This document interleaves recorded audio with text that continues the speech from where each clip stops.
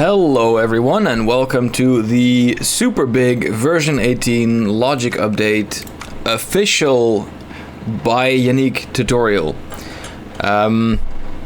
What I'm going to be doing here in the next 1 or 2 or I don't know how many hours is explain every single new logic block, what it does, how it works, how you can use it, so that when you guys finally get v18, I think I'm gonna put this video out like right as v18 launches, so that you guys have an idea of how to do stuff.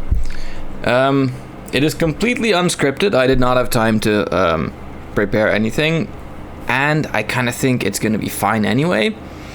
Maybe it won't be, we'll see. But yeah, let's get started. Let's get started with the very first logic block you're ever gonna need, probably. Well, there's 2. I'll start with the simple one. I will start with this, the generator.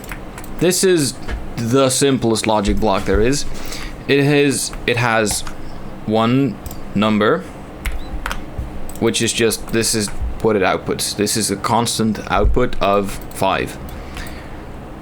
Or if you want to change it, it will be 10. Now it constantly outputs 10. Wow, that's impressive. You will also have noticed a hide in-game button. I'll get this out of the way just to get it over with and to make sense of what it is. So all of these logic pieces, they have like lots of polygons and stuff, and we don't necessarily need all of these polygons to show up in the levels that we're working on. So you can toggle hide in game, and let me put a little arrow to show which one is hidden. So this one is going to be hidden, and this one is not going to be hidden. When we test, you will see that the right one, not hidden, isn't hidden, and the left one is. This only changes what it looks like in game, but it still works the exact same. Like this will output 10 and this will also output 10. Now, what does that mean, outputting 10? It means that if we connect this to another logic block, from the out pin to the input pin, it will now send the number 10 through the wire into the other logic block. It is just like making circuits in real life. So this block is a signal power display. It is a very, very, very simple block. It has one input, one output. It will just take the input and route it through to the output, and then the signal just does its thing. But also it will show you what the signal is, which is incredibly useful for debugging and stuff. So if we now take the little start block and we go in game, it outputs 10. Wow, this is incredible. That's so cool. So we have an input, number 10, static, a display value, which will display the value. Now, what if we replace the input? Instead of a generator, we use a trigger. Now this will look familiar. In the old logic system, we also had triggers, yeah, like this. And these were, yeah, very, very complex blocks. So this one would have, if something landed here, it would have spawned something. Or this one, if either of those were active, well, it's like a logic gate, so you decide the behavior itself. So if this logic trigger and this logic trigger were both activated, this would do something with the block. So now we just have one trigger, which has an output pin. Well, the pin is invisible, whatever. And if we attach this to the display will show nothing, because nothing is touching the trigger. So if we want it to display something, we should add a hammer. And now, every time the hammer touches the trigger, it should change from 0 to 1, because one thing is touching the trigger. That's incredible. The trigger is special though. It doesn't just output, oh, I am being triggered right now. No, it outputs how many things are currently touching it. And this is dynamic objects, not just... So the only thing that counts is the moving things, not the static blocks. You will see that now every time a hammer enters or exits, it will update the number. This also works if you use like one of those old spawner blocks. Like let's say we spawn a whole bunch of rocks. It will count the amount of rocks inside the trigger volume. Incredible. Very simple. What is next? I think... I would like to explain the pulse generator. Yes, I think I will explain the pulse generator. This is going to be very complex to keep track of. I'm going to keep a list of blocks I've done here, so I know what I've done and what I haven't done.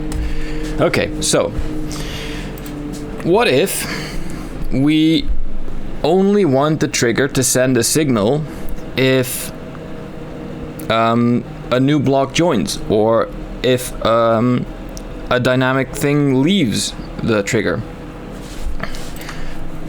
Then, oh yeah, I almost forgot, the trigger has a filter, so you can like decide, oh, I only wanted to trigger everything except Zeepkists. I wanted to trigger only Zeepkists. I wanted to trigger only player 1. Very, very useful. We'll just keep it at everything for now. But this will just count up or down or whatever. And this, the pulse generator, we can use in combination with the trigger to generate more useful signals. You see, the pulse generator will always output a single pulse of 1 tick long.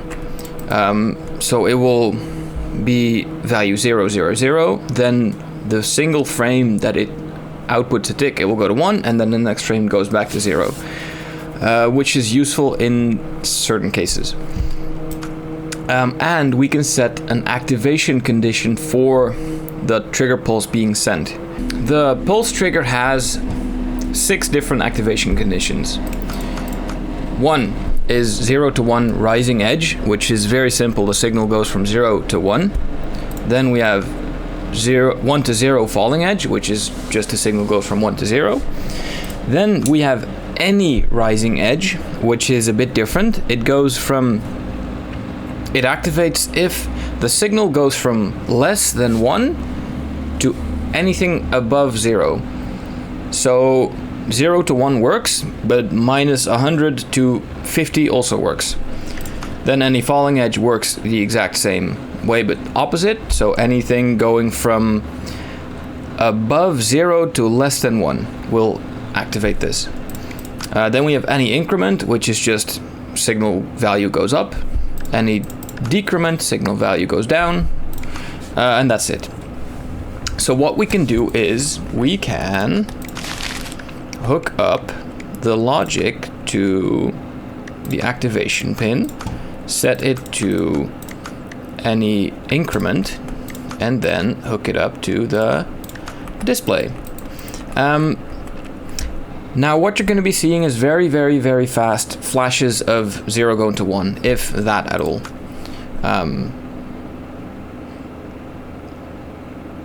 You can barely see it sometimes. Oh wait, I know. We can go into photo mode and play it in slow motion. This should help a lot. Boom, there you go. Every time it increments, it sends a pulse of 1 physics frame to the display and then resets to 0. Now, what is this I'm saying about frames? Because that's probably also important to explain. How am I gonna explain this in Zeepkist terms? Okay, so Unity has two different frame rates. We have the yellow and the red frame rate. Yeah. We have, yeah, how am I gonna explain this? Oh my god. What is a good symbol for physics? Okay, we have the normal frame rate for display purposes, and we have the physics frame rate for physics calculation purposes.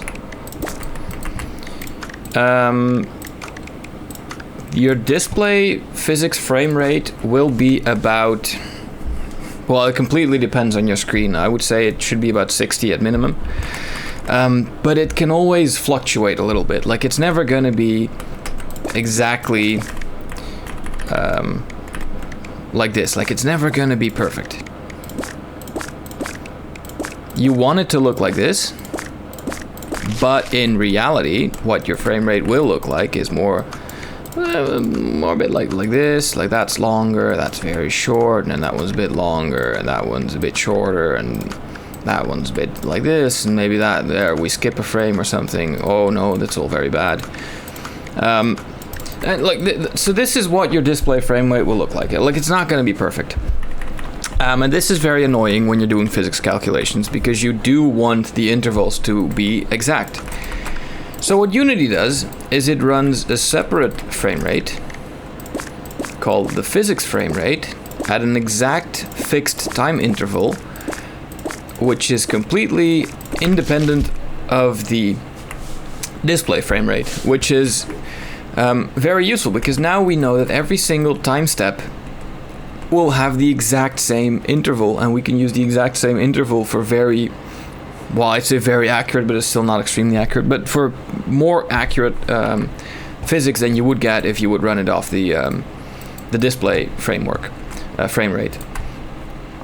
Now, what does this mean for Zeepkist and Logic? Zeepkist runs at 90. Oops. Yeah, like this. That's not a 9. What? Oh my god. Zeepkist runs at 90 physics frames per second. Whereas the display frame rate, why do I keep saying framework? The display frame rate is whatever the hell you want it to be. I think it goes like that. So now this is established. What do wires do? What does a signal do inside of a logic machine? We go from an input to a thing, to another thing, to, I don't know, another thing at some point. I made this system so that every single physics frame, so every single one of these bad boys, well, like this, yeah, that's a good way of showcasing it. So every single physics frame, it will calculate the correct order of operations of logic blocks. So it will take all of the logic blocks, and it will go like, okay, this one goes before that one, but this one goes before that one. So I should first resolve this one, send the signal to that one, then resolve this one, then send it to this one. It doesn't calculate every single frame. I think it just calculates it once at the beginning, and then it stores that order of operations in memory.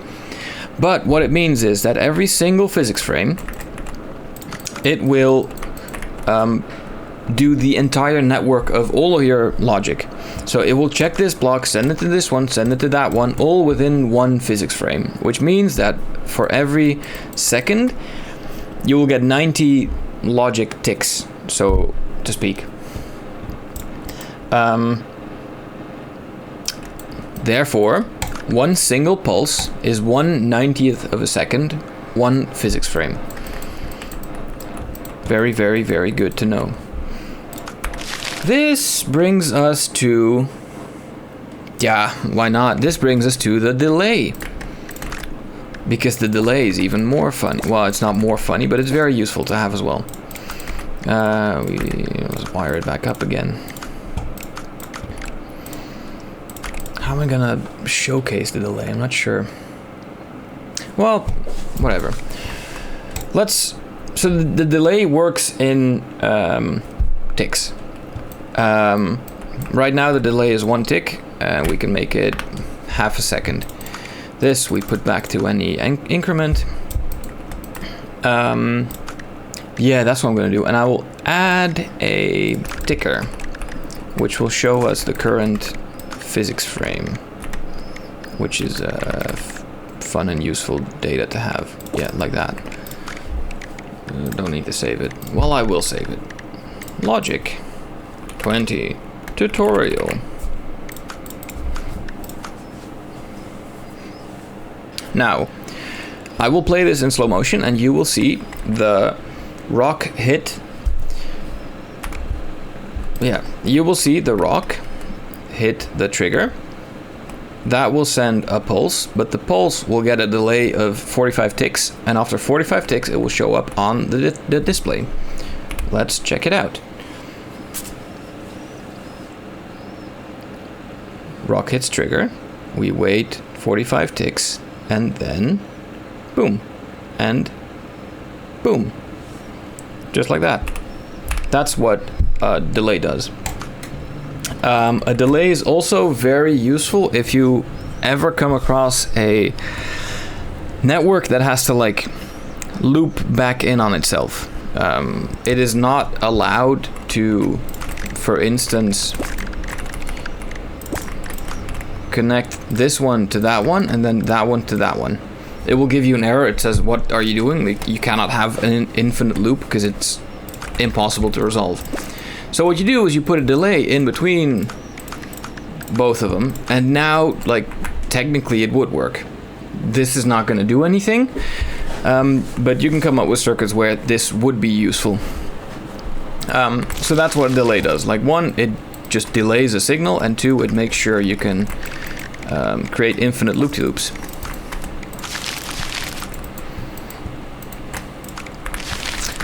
Then, well, let's just show you what the ticker does. The ticker is an input block which, well, it just shows the current physics tick. Like, it's very, very simple. It's genuinely just, check it out, we are currently on physics frame this. The ticker in itself might not be the most useful one, but we have a second one, which is the resettable ticker. Where is the resettable ticker? Well, not the counter. Wait, what? I made a resettable ticker, did I not?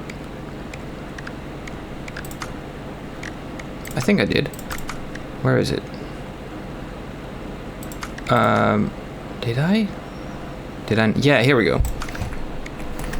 So this is the exact same thing, except it will reset every single time you call the reset thing. So let's see what this does. We hook it up to our pulse logic block. We hook it up to the reset pin on the resettable ticker, and we can see how these differ. You see both rise. They go up, and then hopefully a rock spawns. The rock spawns, it falls, it falls, it falls. It resets the resettable ticker, and it will now count up from 0 again. This is very useful for certain things, like timing stuff and whatever, and like math. I'm sure you can come up with many good examples of why that would be useful. Okay. Man, this is getting a bit disjointed, but it's fine, don't worry about it. Now, let's move over to the math logic block. I love the math logic block and its big cousin, the long math logic block. So, the math logic block is you take one input, you take another input, you do an operation on it, and it outputs the thing. The operation can be selected by an input pin, or it can be selected in the parameters. Also, the second input pin, the input 2, can also be overridden by a default value. So whatever. As long as the input 2 override is anything other than 0, it will override whatever input pin there is. For the triple long math block, you have 3 overrides and, well, only 2 operators.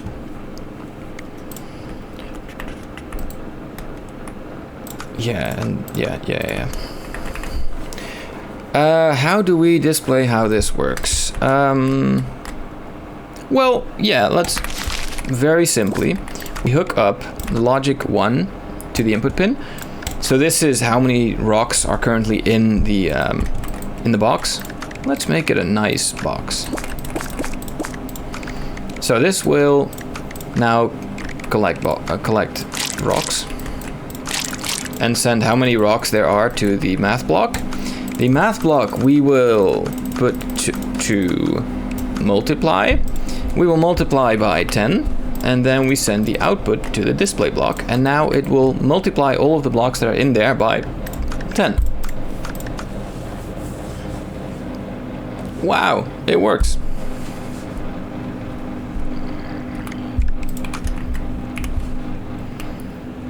So this is the cool stuff you can do with math blocks. And like, if you want, you could have another one of these, hook it up to pin number 2, and it will now multiply pin number 1 by number 2, etc., etc. You can also do different operations, like you can make it very, very, very complex. So I think this division multiplied by 1,000, I think the way this works is, so the whole system works on integers, or well, long integers. So only whole values. You can only do 1 or 0 or 2 or 3. That works, but you cannot do 3.5. So this is fine. This is bad.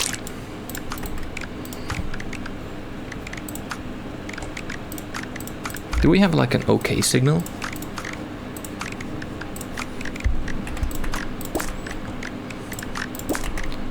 This, yes. This, no. I hope that makes sense. So if you want to like divide something and you get a decimal out of it, that's maybe not always super useful. So let's say we want to divide everything by 2.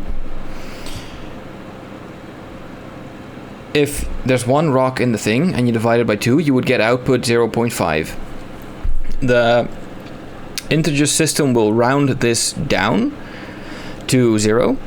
However, because we have the x 10,000 in the parentheses, it will now take the output, so 0.5, and instead of rounding it down, it will multiply it by 10,000 first and then round it down. So we should see 5,000 as soon as the first rock hits.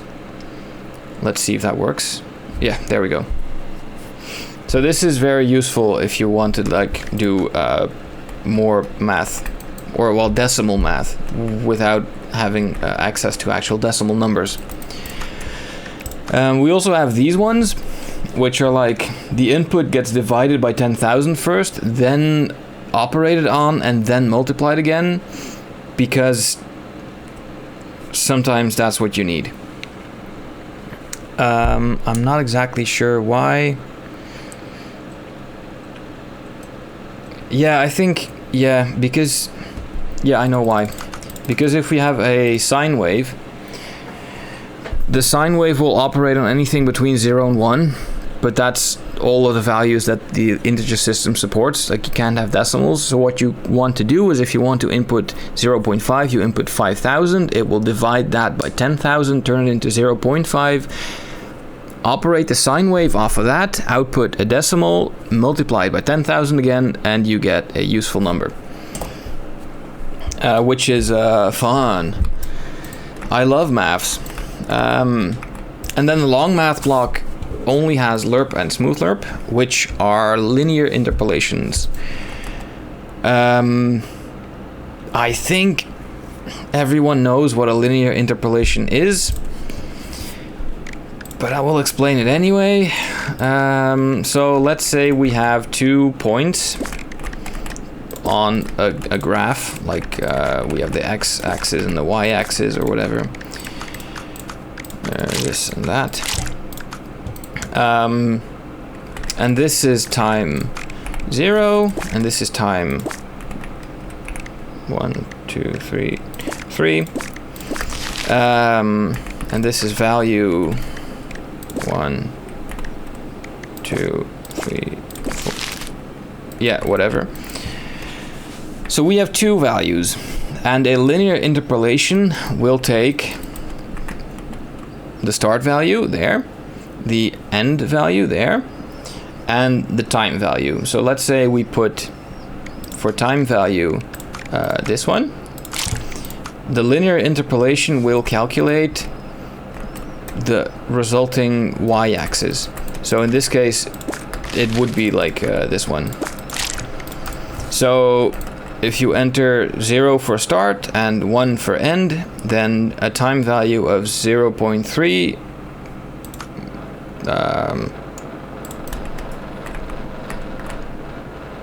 yeah, a time value between 0 and 10,000, so in our case 3,000, would end up here and would output 3,300, yeah.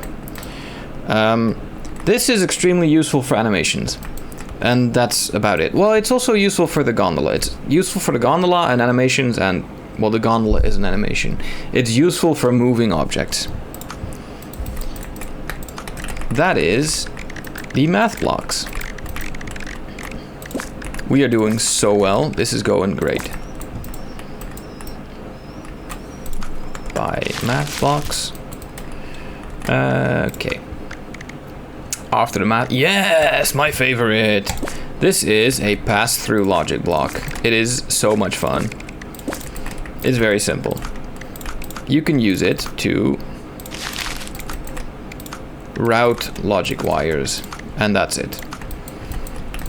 So let's say you have a beautiful snowman that you don't want your wire to go through, like this. You can say, that's bad. Let's move the pass-through block, and now the wire will go around it. Because you may think that these wires are just decorative, which they are, but also they have physics. You can kind of drive over them if you want. They're not just there for fun. They're there for actualness.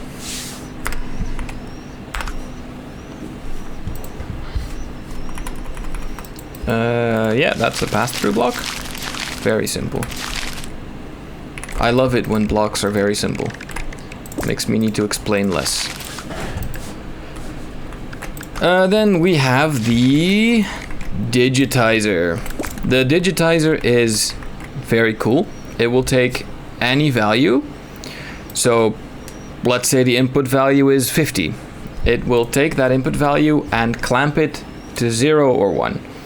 Anything above 1 will turn into 1. Anything below 0 will turn into 0. This is very useful for cases where you need a very pure rising edge, a 0 or a 1. You just take this block and it turns any number into a 0 or a 1.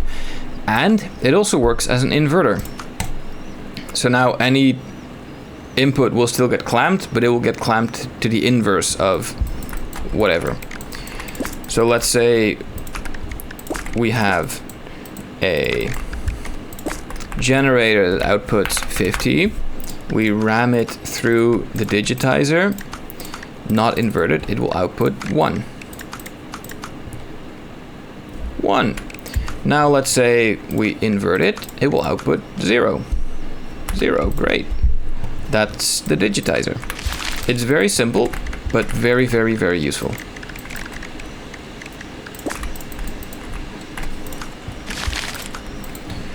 Then we have the toggle latch, which is also fun.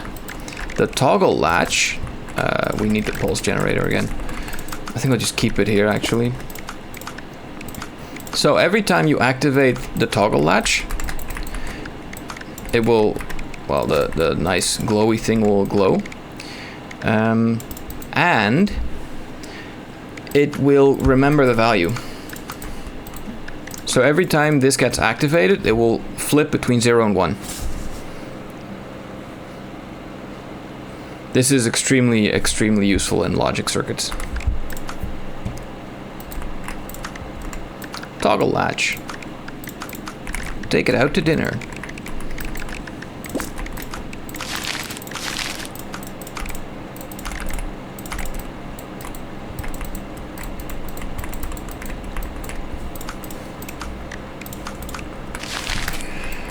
Then we have the, oh, we did all of them. So these are all of the 9, I think, most commonly used logic blocks. Like these are your very, very, very basic ones. But of course, there's many more.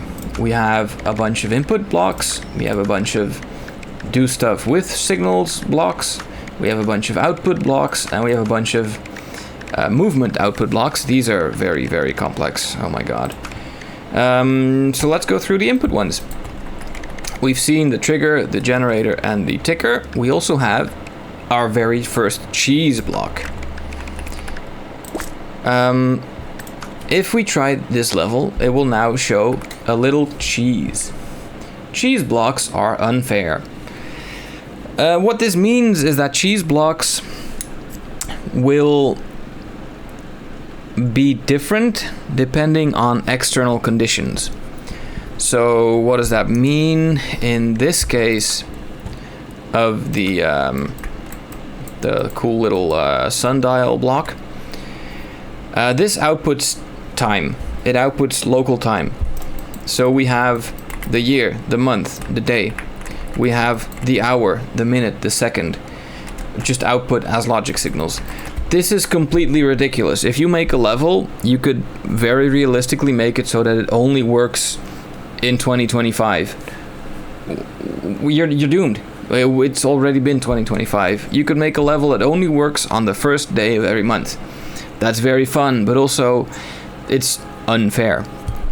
So that's why I tag these blocks as cheese blocks, because you will get a different experience depending on factors outside of your control, basically.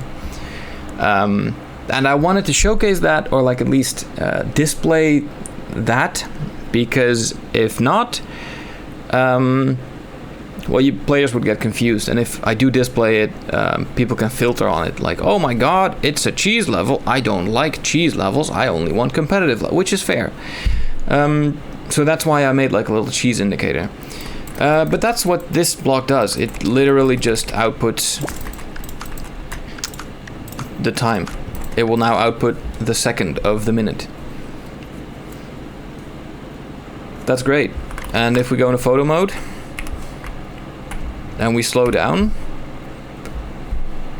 it will still keep going at the same speed because it's outputting actual time. That's it.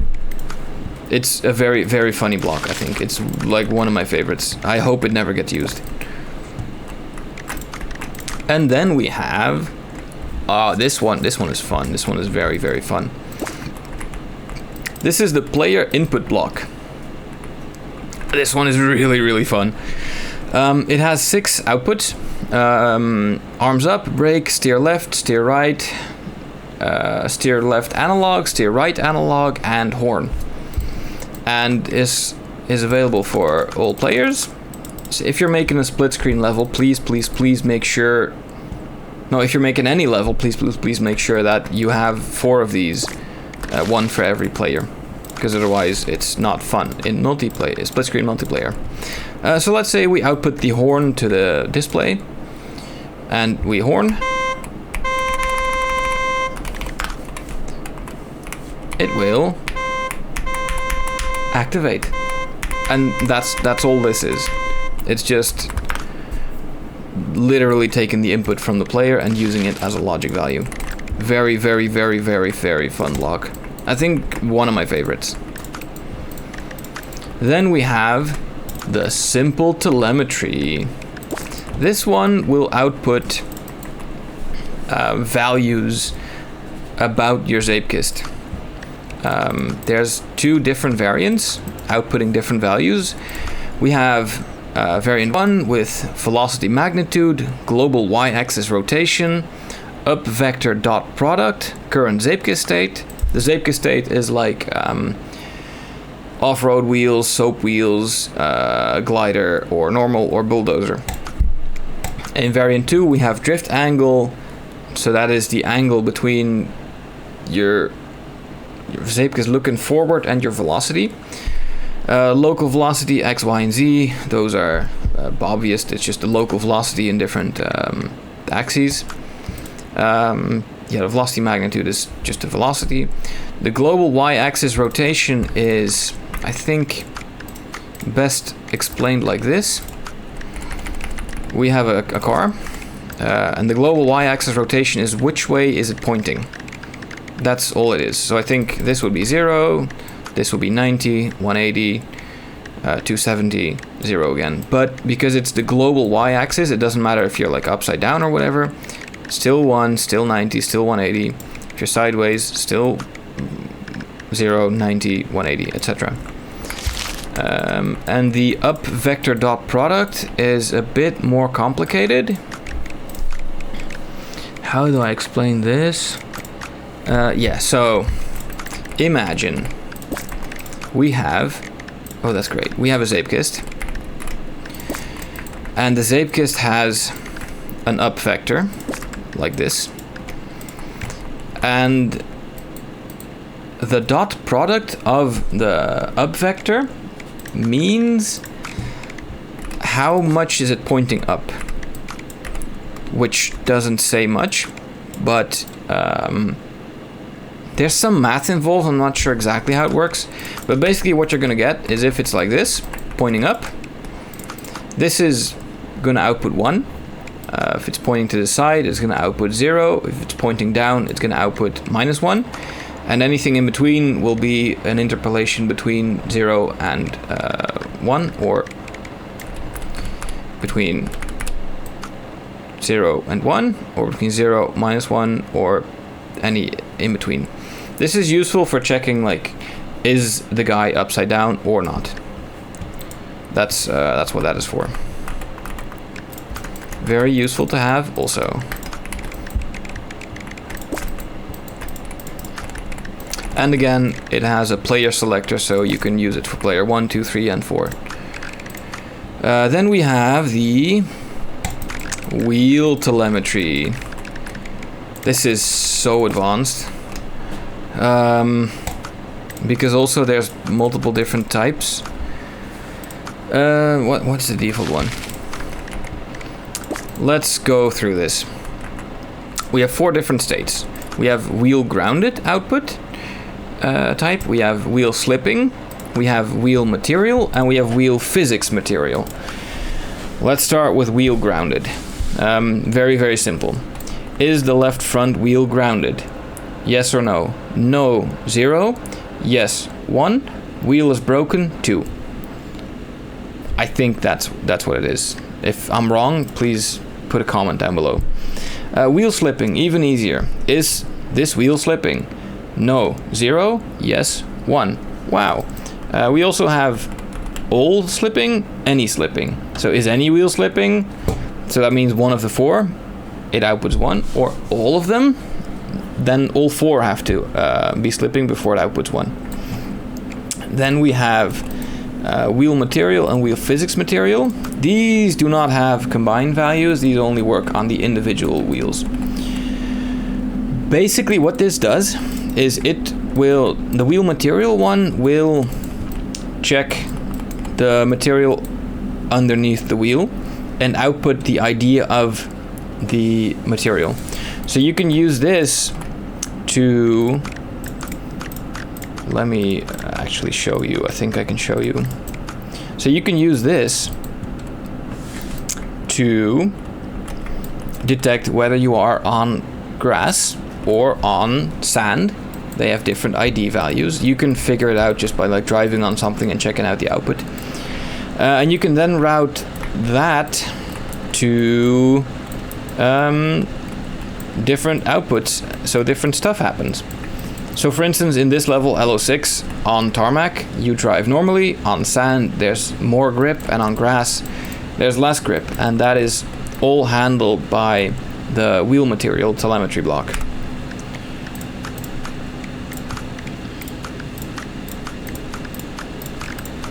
So that is very fun. I forgot one. Wheel physics material. This is not the material. This is the physics material of the material you're driving on. So we have a couple, and I'm not exactly sure how many. I want to say 7, but I'm not sure. You have like the normal tarmac, which is many things are normal tarmac. We have grass, which is a bit slippery. We have sand, which is a different kind of slippery. We have mud, which is different again. We have different types of ice. And the bark is also a different material. And the soap is a different material as well. So you can see that every material is categorized into another physics material group. And that is what this will output. I don't have an exhaustive list of what material has what physics material, but again, it is not difficult to figure it out. You just try it out. Like right now we're on tarmac, so it outputs 0. If we are on ice, or soap, it will output 4. It's not difficult to test. It would be more convenient if I had a big list, but I'm sure the community will make a wiki or something. I don't want to delay v18 any more than I have to. There we go. Also, I'm a bit lazy. What can you do? This one is fun. Also, this is the distance sensor, which is oh man. Okay, yeah. Well, at least we have this very useful little gizmo. So this will take the position of your Zeepkist relative to this block using these axes. Output there. So if we say we want to check how far away the Zeepkist is from this on the blue axis, we output the blue axis to there. Again, it is multiplied by 10,000 to deal with the decimal numbers, and we will see that we are a bit away from it. I think if it's multiplied by 10,000, we are now 48.15 meters away from it. And for instance, if we put if we put road and a little booster, you will see it change because we get closer to the gizmo. And that's what this does. And you can swap between the local space and the world space. If it's in world space, the gizmo will always point the exact same way. So as you can see, the blue line is still horizontal. Even rotated like this, the blue line is pointing that way. Or you can have it local, in which case it respects the local orientation of the entire block. And you can see that the blue line is now pointing that way. And if we rotate it more, it's now pointing that way. This is super useful also, again, for like weird machines. I'm very excited to see what everyone's going to do with all of these. Boom. Okay, that is all of the input blocks. I am going to take a very short break, eat a candy, because my throat is getting knackered. And then we continue with the transistor block. Hell yeah. Okay, I'm back. I drank a water and I'm eating a little candy. It is EM-UCAL Salbei-Honig Hustenbonbon. I don't think this is French, but I'm also not sure where I got it. I think it's from Berlin. I think I got this in Berlin. Okay. Transistor. So the transistor, well, it's literally just a transistor. In real life, a transistor has 3 pins exactly like this. It has... Ooh, please correct me if I'm wrong. It has a base, a collector, and an output. If I'm wrong, you are completely allowed to punch me in the comments. But what this does, really, it's very simple. You take the input value, you send it to the output, but only if input 2 is on. So it's like a gate. It's just, this signal will go there, only if active. It's like a MOSFET. That's dumb, because a MOSFET just stands for something transistor.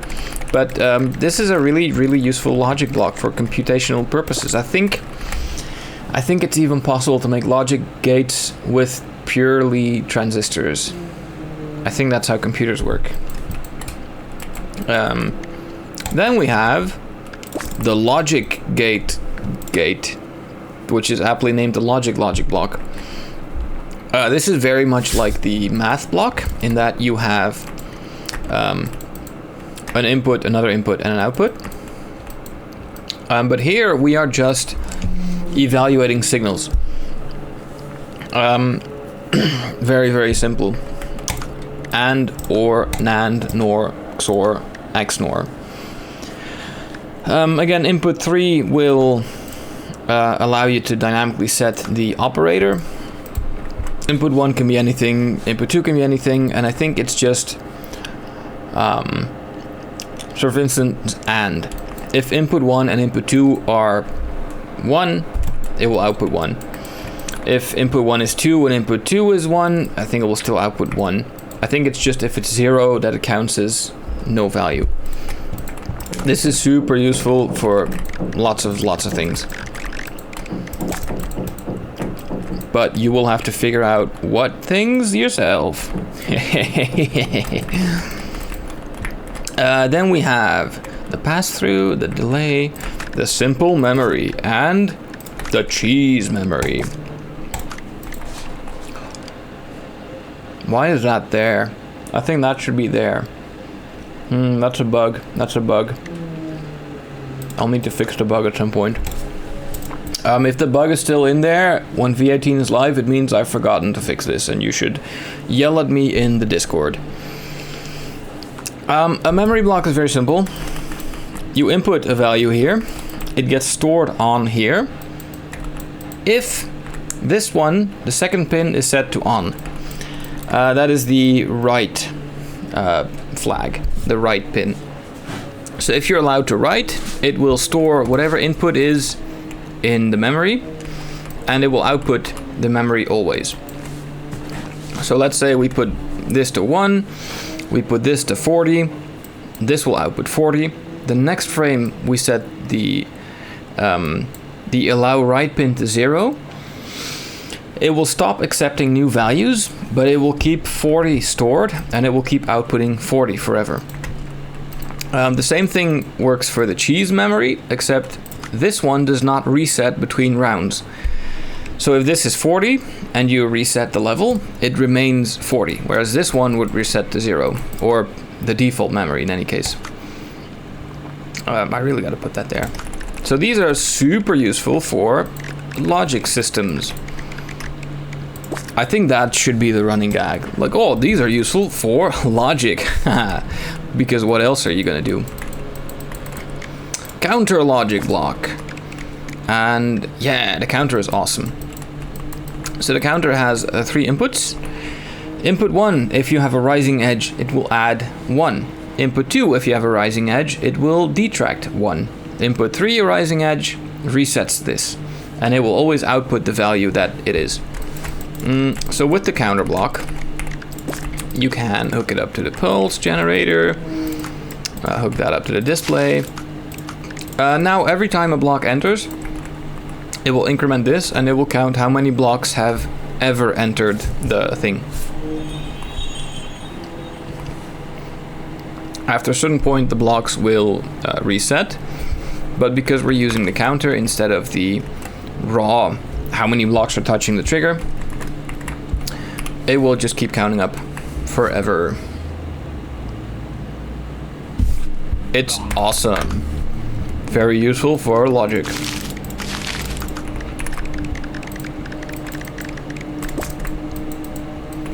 Next, we have the toggle latch. We did. Whoa, okay. Mux and demux.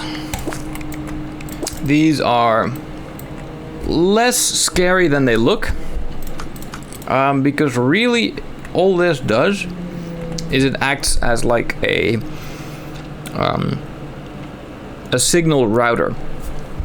So the mux, it will accept 4 different inputs. Then with the 5th input pin, you can select which one to read and it will output that one. With the demux, it goes the opposite way. We have 1 input which will get sent to 1, 2, 3, 4 depending on input 5. So let's say you want to send a signal to different places in your system. All you do is change the value there and you're good to go. You can even, I think if you want to be like really cool about it, you can stack them up and then use like a math block that adds values. So let's say we add 8 here, we add 4 here, and then let's say we put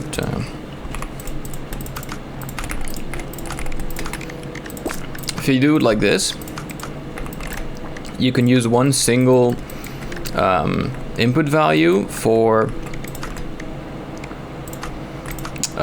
like a whole array of demux and mux blocks, because the input is 1 to 4, and then if you add another one on top, it would still be 1 to 4, but if you add 4, the value will now be 5 to 8, and then it will be 9 to, well, 12.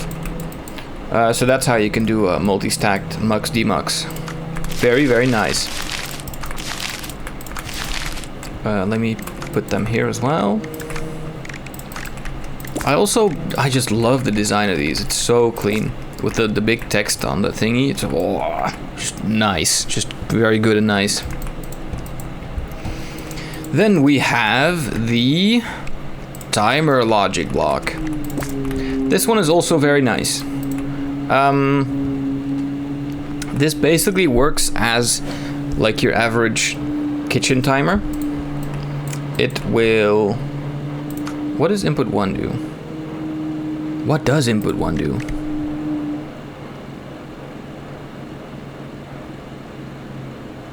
Why would it have an input?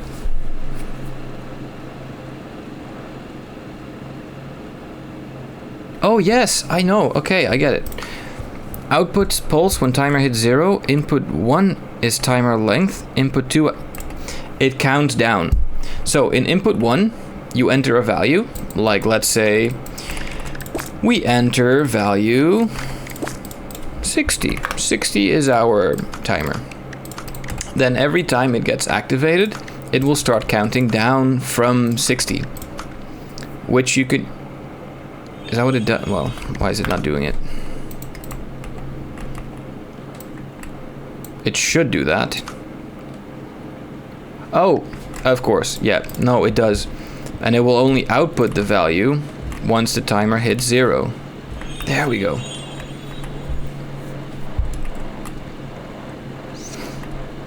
And it is, of course, counting in ticks, not in frames. I'm not sure why it's not outputting the timer itself. I think it's probably less interesting than outputting the tick.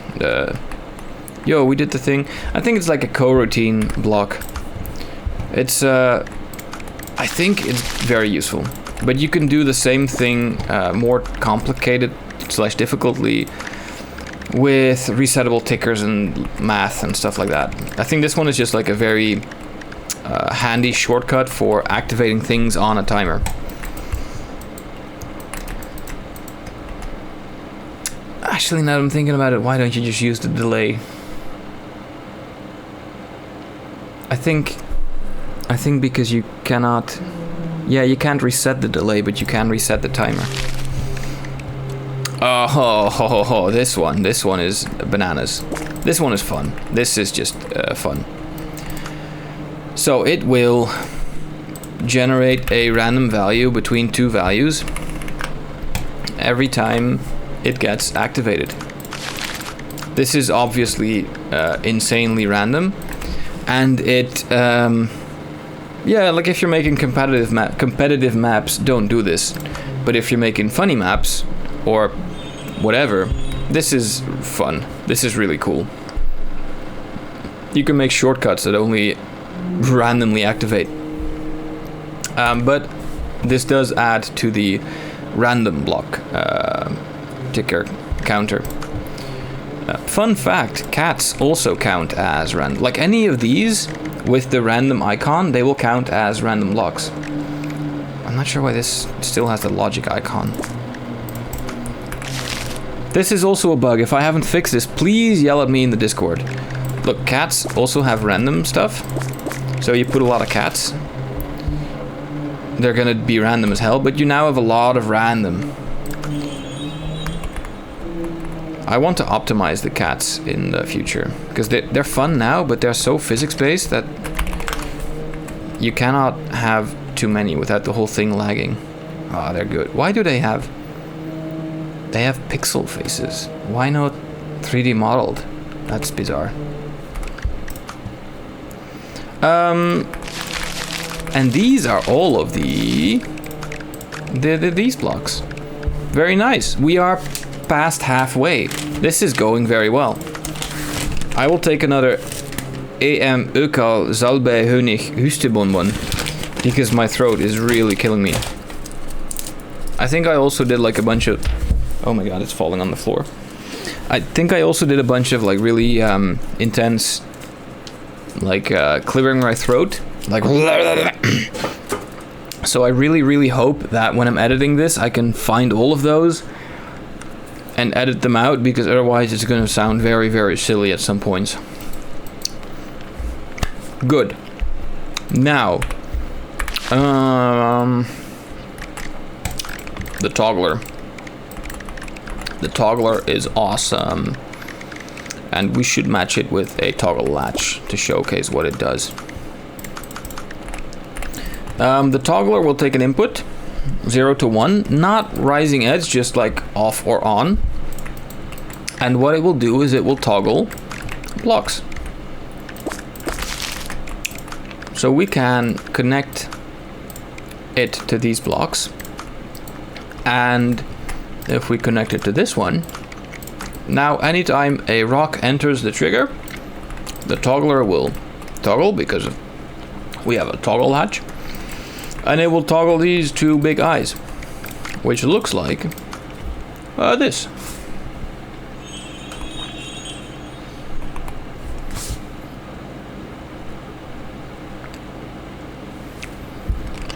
I think the toggler is one of the most useful blocks,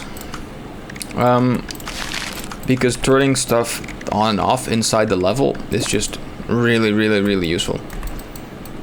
You can do all sorts of really fun stuff with that. I've never tried... like this, for instance. I don't think I've ever... I don't know what that would do. Who cares? I feel like it might break stuff, but I feel like it might not. I don't think it does. Then we have the death logic block. This one is fun. It just kills you. As soon as a rock lands, we dies. Yeah, that's it. We dies. I am very good at English. It is my favorite hobby.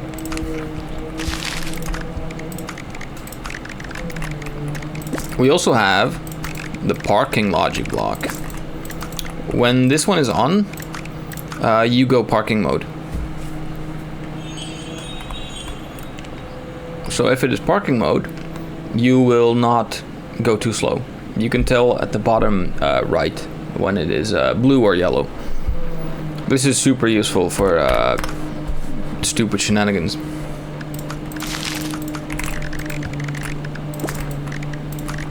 Then we have, oh boy, the force giver. Yep, this is fun.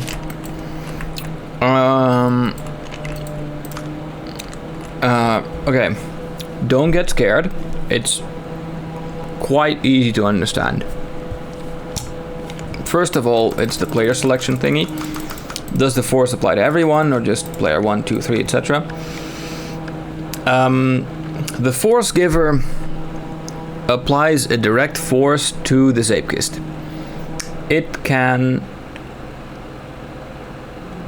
do this in different ways, and I'm seeing distance coordinate system. That is not what that means.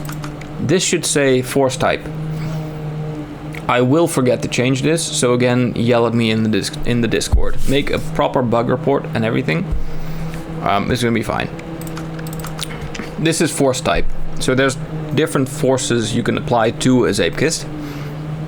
Acceleration is just instant acceleration.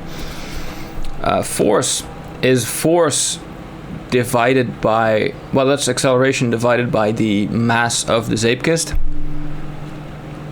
It's not exactly super useful in this case because force is just acceleration divided by a static number because the mass of a Zeepkist never changes, but whatever. Impulse is change in acceleration, I think. I'm not sure why this is useful, but Unity supports it, so I'm including it. Velocity change is just a direct change in velocity. Coordinate system is...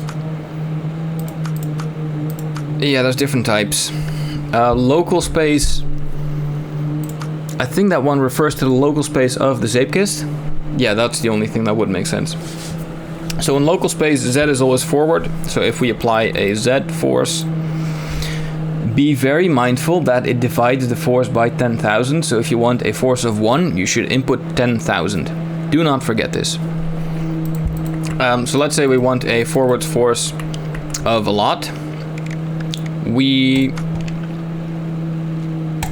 And I think this one, I'm not sure if the overrides also need 10,000 or not.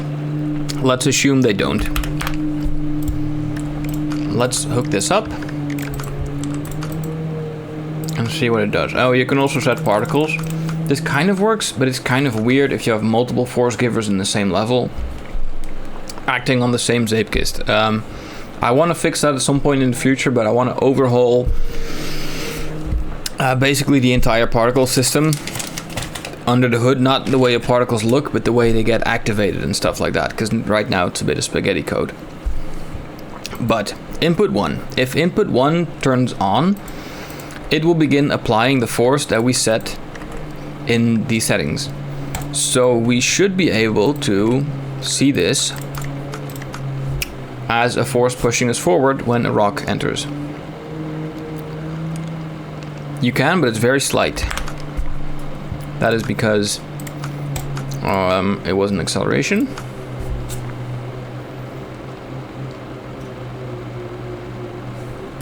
Okay, so we've learned that the Z override also gets divided by 10,000. Now we should go fast. There we go. I'm doing nothing. I'm not touching anything, but we get accelerated because a rock enters and acceleration gets turned on.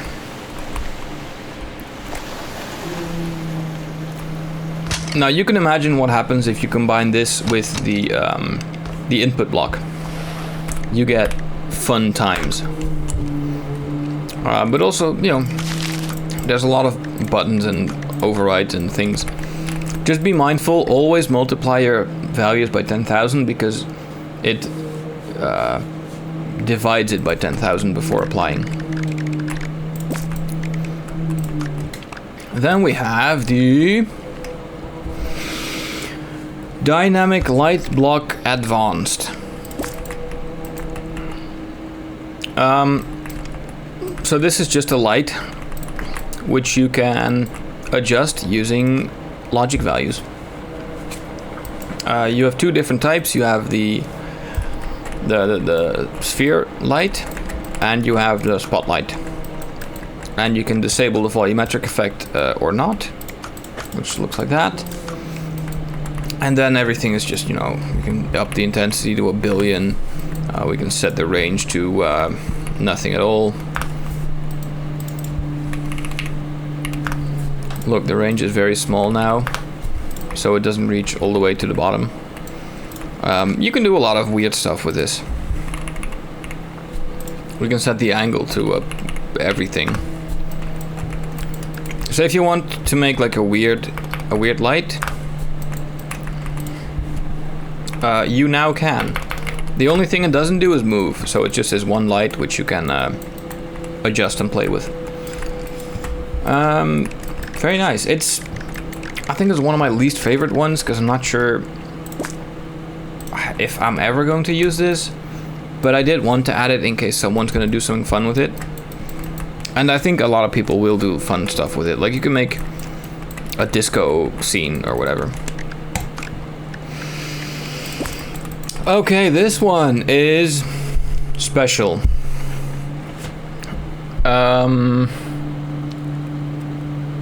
Yeah, let's just hook this up to anytime something happens. So this has many values. Oh my god, too many to explain. But what it does is it's a multiplier based value adjustment block. This will take almost any value in your Zeepkist and multiply it by this value. So if we want to have, let's say, twice as much arms up force, we enter 2 here. And now when this is activated, we will have more force when we do arms up. Let's put it to something ridiculous, like 20, to really showcase what it does. When this gets activated, you will see a little message, Zeepkist physics changed. You will get a pink wrench in the bottom, next to the cheese and the random icons.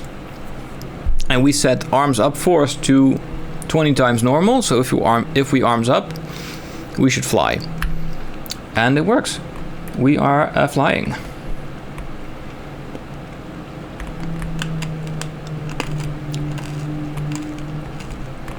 So that's what that does.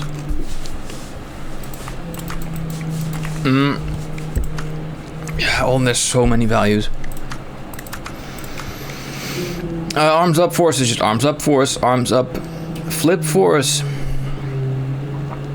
I think, is the second arms up force that turns you right side up when you're upside down. Break down force is how much, well, down force you get when braking. Brake slow air rotation. Well, a lot of them, they just describe themselves. Yaw helpers are extra yaw forces that get applied when turning. Too slow. Slow speed is the speed at which the too slow thing starts happening. The drag max speeds are the ones that determine the drag at top speed.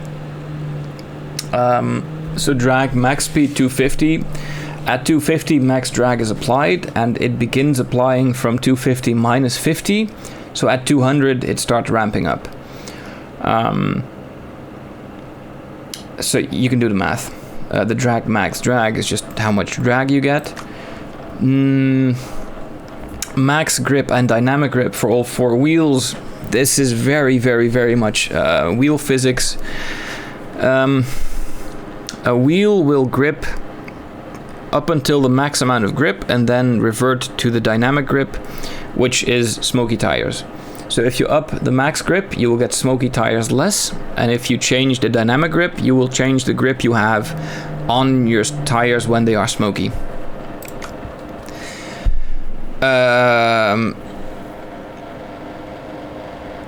Yeah, this is complex. I forgot what this does. Spring strength, spring length. I think side slip angle is something. It takes the drift angle and then adds a different. It adds a magic multiplier to the wheel grip, so it grips better when it's more sideways. I think this is for when you're like really going super sideways. It will decrease the grip on your front wheels and increase the grip on your rear wheels. Rear on your back wheels, so you turn forwards. And if you adjust this, you get different behavior. Spring strength and spring length, they're a bit weird, but I think they work. Damping coefficient, anti-roll force, it's just suspension setup. Death force, this is how much it takes for you to die completely. Wheel death force, how much it takes for your wheels to fall off. Allow deadly head. This toggles whether or not touching your head on anything will kill you. Brake lock grip X, brake lock grip Z are when you brake. This is a multiplier of how much brake force gets applied to your brakes. Only when allow lock brakes is active. Weird anti-brake force is something dumb that I left in, which I think pushes you forward if you brake. Let's multiply this by a lot. Yeah, somehow this pushes you forward when you brake. I'm not sure why, but if I take it out, it breaks a lot of things. So yeah, have fun with that. I think if you set it to something negative, it will just break you a lot more. Max min steer angle, these are all steering values that determine the angle of your wheels when you're steering at different velocities. All of these are very, very interesting. Best showcased in this level, where I use it to like really change the physics when you're driving. I feel like OBS is recording at a slower frame rate. I hope it's not, but I think it is. I think I shouldn't have recorded this on my laptop, but whatever. For reference, the tarmac physics of level 06 look like this.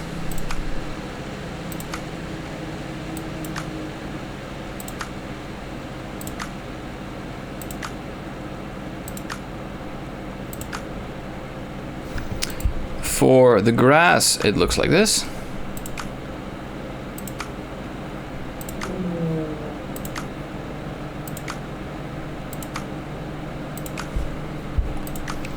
And for the gravel, it looks like this.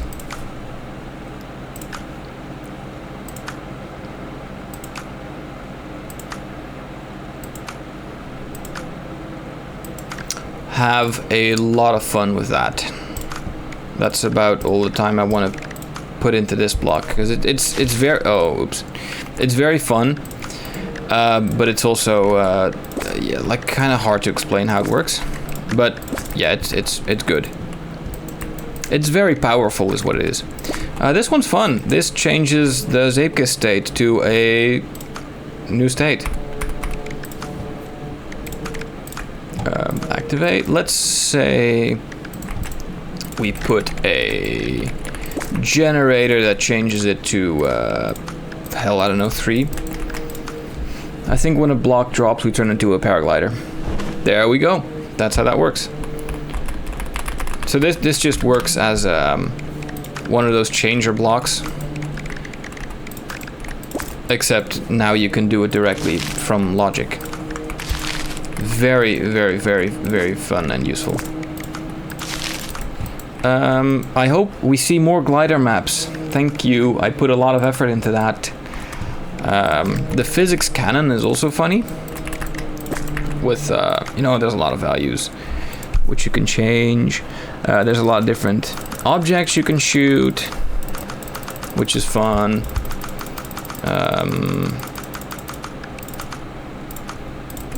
And yeah, every time it gets activated, it spawns something. And I think number 2 overrides. Yeah. Number 2 overrides what object you shoot, so you can like input different values and it will output different objects. But this, yeah, this will just drop super coins if it gets activated. And I think there's like 100 different things you can shoot, which is fun. I wish what this block doesn't have, like it has XYZ rotation, but it doesn't have random velocity. Like it has normal velocity, but it doesn't have like an extra bit of velocity that like gets randomized. So now everything will shoot with the same speed, and I think that's a bit of a shame. I think if there was, you know, like a little bit of randomness to the velocity, you could get a more interesting cannon. I think I will add that at some point in the future, but for now there was no more time left. I just wanted to get this update out there because it's been so long already. There's many logic blocks that I still want to add, which I just didn't have time for. And it's, at a certain point, you just have to be like, this is it. This is the line. This is where I'm going to stop adding or changing things, and this is where I'm going to call it done and good enough. Because at a certain point, you just keep adding stuff for the sake of it, and it never gets finished. Okay, now the final 3 blocks we have. Well, let's start with the dynamic rotator. And let me take another sponsored segment. UCAL zal bij Hönig Hustenbonbon von Dr. C. Soldan. Nu echt mit der Fahne.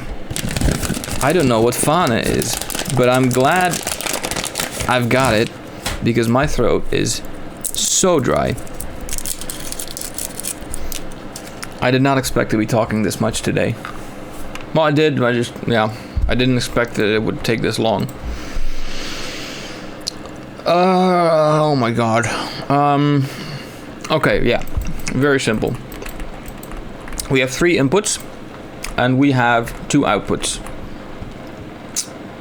There's 2 different modes, and it depends if you turn input 2 on or off. If it's off, it will very simply just rotate with rotation speed set in input value 1.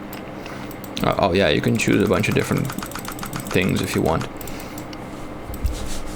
If input 2 is on, it will now use a rotation target, which means that with input 3, you can set an angle at which you want the rotator to stop rotating.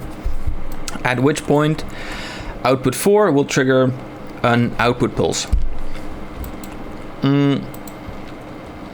This is useful, for instance, if you want to make a door. Yeah, like this. Let's say you want to make a door. You would set the use rotation target to on, the rotation target to like 90 degrees. Power it on, it will rotate 90 degrees, and when it's open, it will trigger this, saying, yo, we're open. And then you can do like a logic circuit that changes the rotation target to instead close again after whatever. That is the rotation block, the dynamic rotator. Very fun, but admittedly quite difficult to use. Then we have the simple mover, which I'm a very big fan of. This is the version with the primitives. Well, there's a lot of primitives. This one's nice. That looks good. We have 3 different inputs. move to target, move to origin, and switch direction while underway. These only work if the thing is in the correct state. So if it's at the start, it will only move to the target. If it's at the target, it will only move to the origin. And if it's underway, it will just change direction. There's also 3 outputs.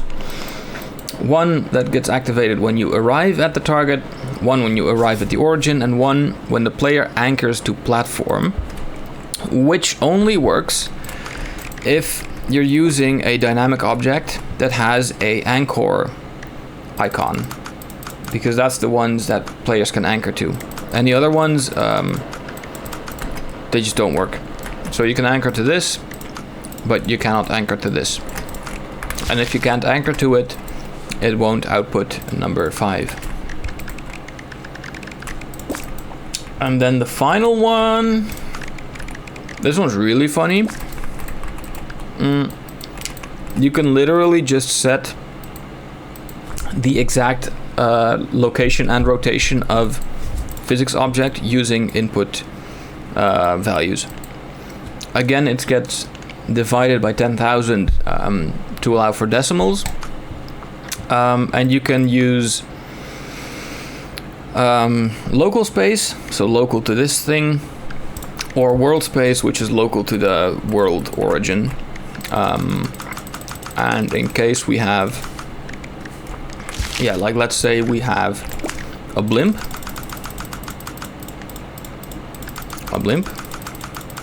Yeah. Let's say we have an airship. It's now pointing down. That kind of sucks. So we can change the rotation offset to whatever we need to have it be upright. And then the rotation offset gets added to the rotation inputs, allowing us to very easily rotate it however we want it to. Which, again, I'm taking level 06 as a showcase. That's what I'm doing here. Like, it's just a very big, advanced mover using advanced math, like cosines and sines, trigonometry, multiplication. It gets explained. So you have a ticker. The ticker multiplies by a value to get a flight velocity. It adds degrees to set a start angle. The degrees get converted to radians. The radians get converted to XYZ coordinates using trigonometry. That gets multiplied to get a flight radius, and those get sent to X and Z. And this will cause the blimp to fly in a circle around the center, which is really, really cool. So that's it. That's every single logic block that I added in v18, explained, elaborated on, and showcased.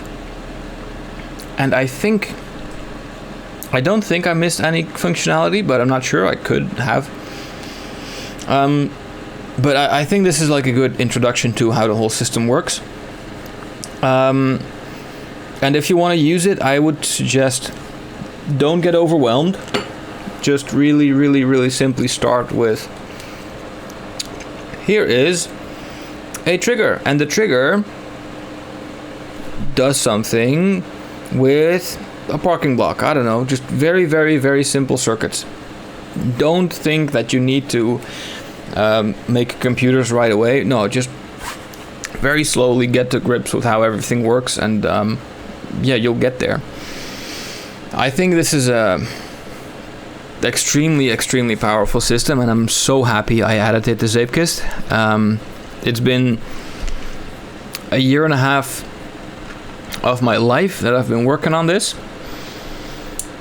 I'm really excited to just push it out into the world and be like, guys, it's done, it's finally done, I can finally do other stuff. And I'm really excited to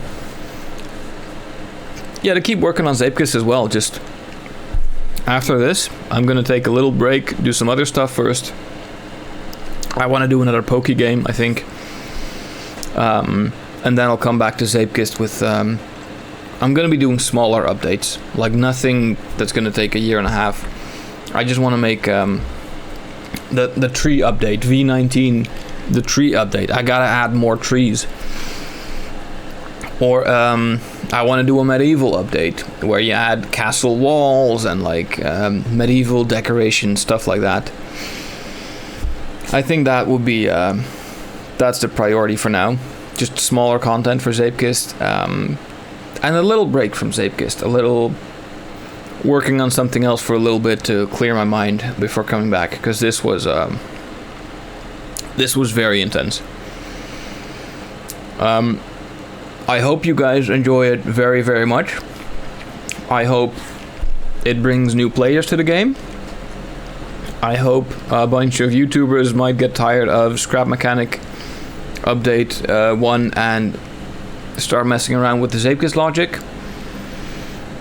Yeah, I hope many good things come from this. It's been an insane journey, and I'm really happy with what I put down. So I will see you guys around and have fun with V18. I'm now gonna have to edit this. Make sure I didn't have any weird sounds. Okay, good. That's all for me. Over and out. Happy Zeepkisting. Bye Zeepkist, and I'll see you later. Goodbye.